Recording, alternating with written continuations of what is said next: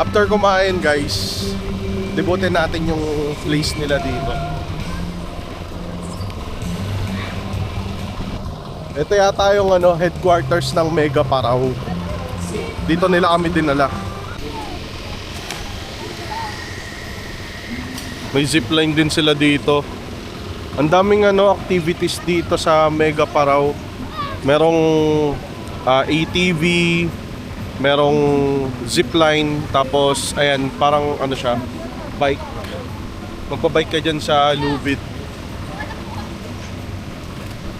May billiards din sila dito, merong basketball court. Tapos pwede kang magstay dito.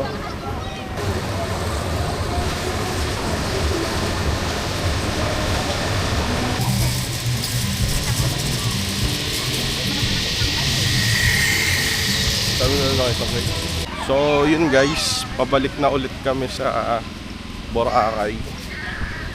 Anong oras na ba? 2 o'clock. So next nyan, hinahabol namin dapat is yung Mega Parao.